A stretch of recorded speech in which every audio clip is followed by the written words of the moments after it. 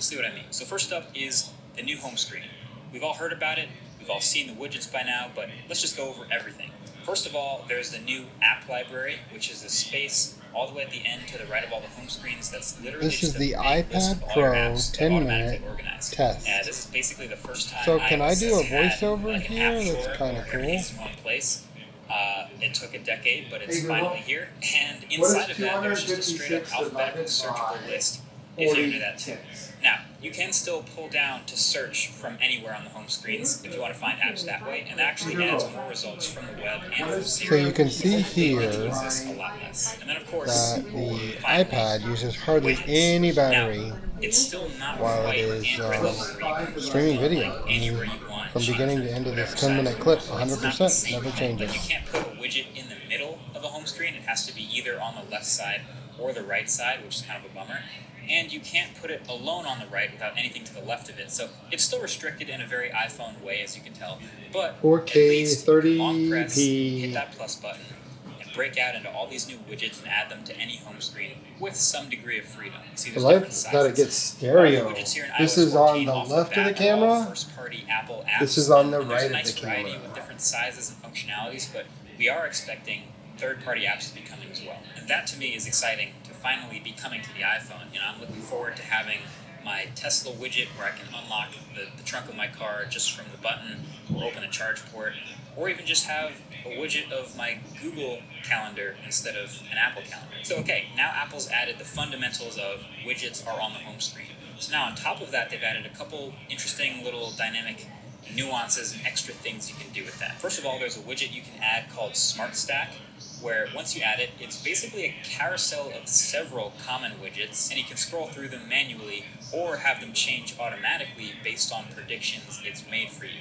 And while that's neat, I didn't really think I would use this until I found out you can edit Smart Stacks and remove unwanted or useless widgets from this carousel. But I think even cooler is the method of adding or creating your own smart stacks. You can do this anytime you want. So if you want to create a stack, you can add two widgets on top of each other that are the same size. So hold and drag that second widget on top of the first widget, drop it on top, and it becomes a scrollable stack. And then you can continue to add more, and then you can edit to make it a smart stack, or just keep it this way. That is pretty nice. And then another thing long overdue from iOS that you can now do because you have an app drawer is hiding home screens. So let's say you have a couple apps that you don't use that much. This is classic iOS. A bunch of apps you don't use, but you don't want to delete them just in case you want to use them once in a while.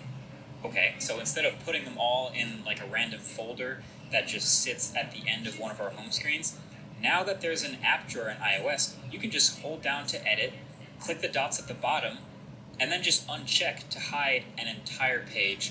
Boom, now you never have to see those apps taking up space on your home screens again. You can now actually make a whole iOS home screen setup with no apps and just one page of widgets if you wanted to. So overall, this home screen stuff is definitely the biggest change in iOS. Then we have a bunch of changes in this category that we'll call Compact UI. So in previous versions of iOS, there are plenty of things, plenty of actions that just unnecessarily take up the entire screen. Now they're all fixed. So now when you get a phone call or a FaceTime call, for example, it won't just dominate the whole screen anymore. It'll just give you another drop-down notification from which you can easily hide it and keep doing what you're doing. It'll keep ringing, or accept or reject right away. That's a good compact UI. And then once you're actually on a FaceTime, you can actually swipe up, go home, and do other things. FaceTime continues, doesn't pause your video. It keeps the camera up and working. You can look something up, grab a phone number, whatever you're going to do. It doesn't have to pause, and you can move around that picture-in-picture as long as you're doing all that. And speaking of picture-in-picture, it's just generally more widely supported throughout the entire OS now. So whether you're watching a movie in Apple TV in that app, or just any video in Safari, it's pretty straightforward. Once a video is full screen, just swipe up to go home, and that video will shrink down and keep playing in this little picture-in-picture window. Then you can play with the size of that window, move it around to any corner, and just keep doing whatever you were doing behind that picture. You can even swipe it over to the side to get rid of the visual for a minute, but the audio keeps playing in the background, and then you can bring it back whenever you want, keep going. It really does feel more like true multitasking. And then lastly, for Compact UI, Siri, which in all previous versions of iOS used to always be this full screen takeover. Now in iOS 14, it's just a little animation here at the bottom. Again, they've sort of adjusted it, but it's not perfect. So you can call up Siri the same way, long press the power button, and it's this smaller animation at the bottom of the screen. You ask it a question, it pops up an answer at the top of the screen where it can. But it doesn't let you interact with anything underneath directly without exiting Siri. So while yes, the animation is smaller and it doesn't take up the whole screen anymore, it still doesn't quite feel as much like the true multitasking, where if they let me scroll an article underneath my Siri answer, nevertheless, you can still see what's underneath there if you need to reference it while you're talking to Siri. Then from there are a lot of little things. Useful things, but little things.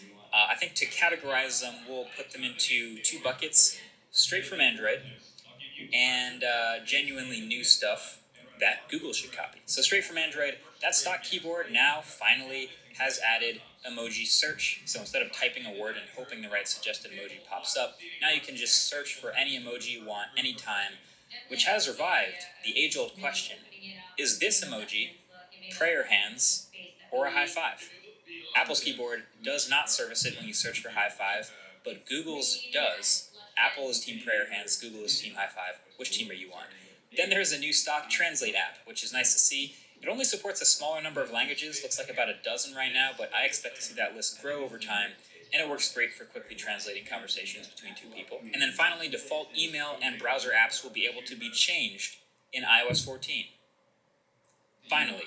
Now it's just email and browser apps, but those are the two that most people most often want to set as a different default, so I'm excited to get Chrome as my default browser, and I am very excited to have something other than the useless to me mail app as my default mail app. Then we also saw app clips, which is like little snips of apps that you can quickly temporarily use when you don't have the whole app installed, but need to use some of its functionality. A lot of good stuff there, but then we'll move on to the super unique features that I haven't seen. Some of this stuff wasn't even talked about on stage, but as people dig through the betas, we've found some of it, and it's good.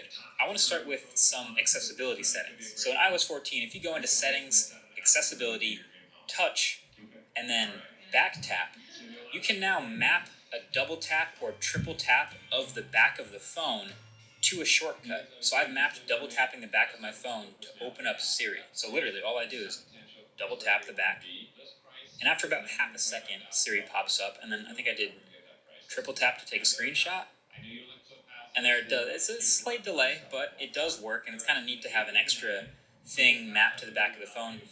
I kind of wish opening the camera was one of the available shortcuts. Hey, Editor Marquez here, chime in with a quick update.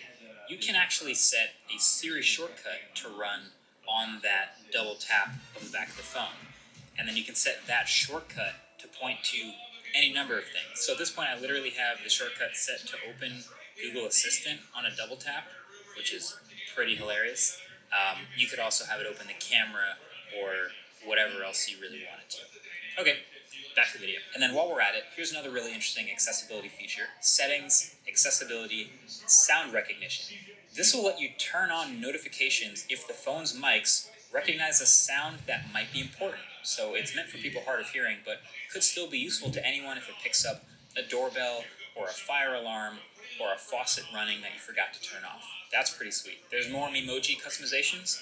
They still don't quite look exactly like me, but at least you can add face coverings like masks, another sign of the times, along with that hand washing detection from the Apple Watch, and then a privacy feature. Anytime, literally anytime, an app starts using the camera, iOS shows a little green light to let you know that something is accessing the camera. And anytime a microphone is accessed, a little orange light. And then in the improved, faster camera app, when taking a night mode photo, it gives you a gyroscopic guide to help you keep the phone still to take a better handheld picture. Another one is if you're FaceTiming and the AI detects that someone in that group FaceTime call is using sign language, it will move them up to the most prominent, biggest spot so everyone on the FaceTime can see the sign language. And there's also a ton of other things on Apple's site, from the pinned conversations and messaging to cycling directions and EV navigation in maps. But clearly, really, most of the good stuff is in the details. Here's a list of all the iPhones getting iOS 14 in the fall. Again, likely around September, like they do every year. And so that's every iPhone since iPhone 6S. But overall, I think it's looking pretty good. I mean, it's not like a drastic UI overhaul. It's very clearly still an iPhone. Half the people